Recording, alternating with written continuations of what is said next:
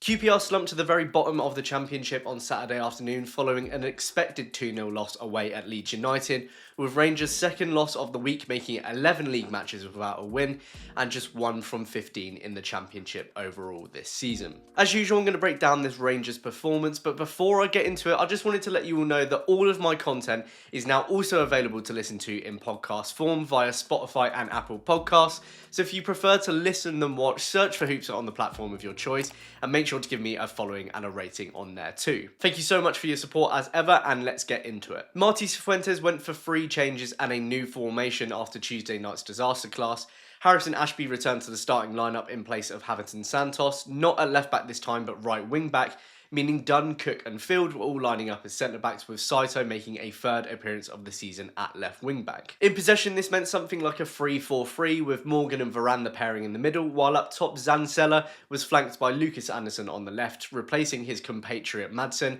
and Smith on the right, taking the spot of Elias Chair, who joins a growing list of not sure what the injury is or when he'll be back. The assumption, of course, from this setup was that we were going to try and soak up pressure, a la Burnley or Sunderland, and try and get something on the break, but unfortunately our defending was more akin to Tuesday night, and our attack was as blunt as ever. It took around 7 minutes for Leeds United to start to threaten, getting bodies into the box, but failing to get onto the end of 2 dangerous looking balls. The frustrating thing is that before Bogle's 19th minute opener, we did get some opportunities to try and keep the ball and progress up the pitch, and multiple times we pressured Leeds into some mistakes, but in those fleeting moments of possession you could see just how low in confidence these QPR players really are. On 13 minutes, for example, Smith charged down the line, beat his man and pulled the ball back dangerously, which neither Seller nor Anderson attacked,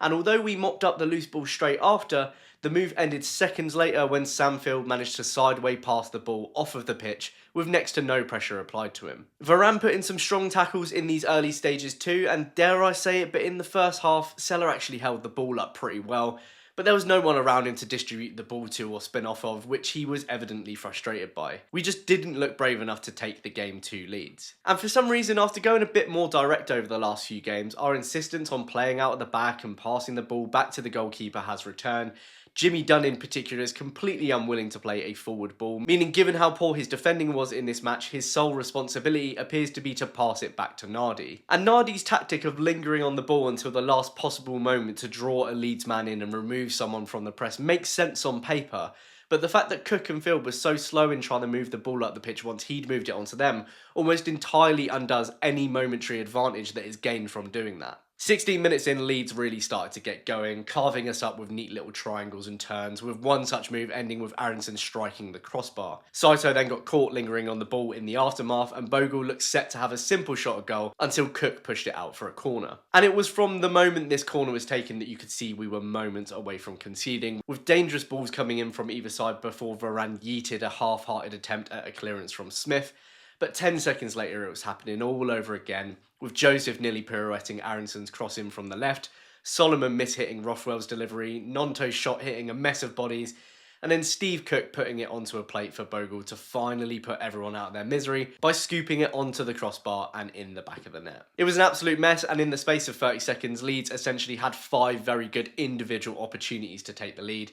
And that was that really, because 19 minutes in you already knew the game was over. We mustered just one shot by way of reply in this first half on 31 minutes, with Jimmy Dunn heading wide from one of the few Anderson kicks that he could actually get past the first man, meaning our biggest goal threats in this current team are our centre-backs. Leeds bombarded QPR for the remainder of the half, with only the offside flag and goal line block from Sam Field preventing the lead from being doubled. And Leeds were dominant and comfortable in the second half too, though it took until 60 minutes in the second half for either team to have an effort at goal. On 65 minutes, QPR actually had a great chance to level when Steve Cook cut the ball back in the aftermath of a deflected Seller shot, but Sam Field put his effort narrowly over the crossbar, and we didn't have another attempt until 81 minutes. Cifuentes made a double change on 66 minutes, with Benny and Madsen replacing Anderson and Morgan, and just like against Borough, it jumbled everything up, with Benny going in at right wing back and Ashby now shifting over to left wing back, meaning Saito was then played further up the pitch. And with the way we defend, it was a a miracle we didn't concede a second sooner than we did. Leeds went closest on 73 minutes when an Aronson Nonto 1-2 forced a near post save from Nardi,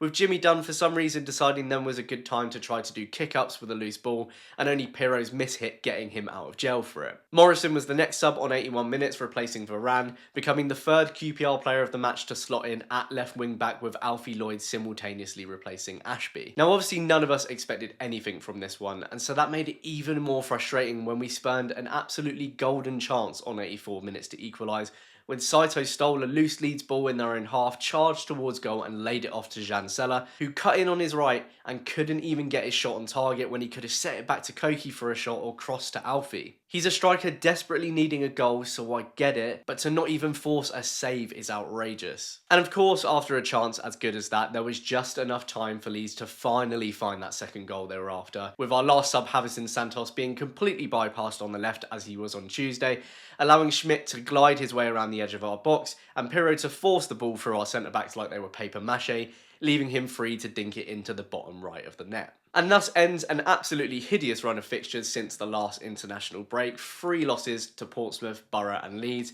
and 3 draws to Coventry, Burnley and Sunderland. I can remember just before the last international break having lost 2-0 away at Derby, saying that we'll hopefully use the 2-week break as a reset, but I just can't see it. Obviously there's some hope that some of our many first teamers could return from injury, particularly Frey,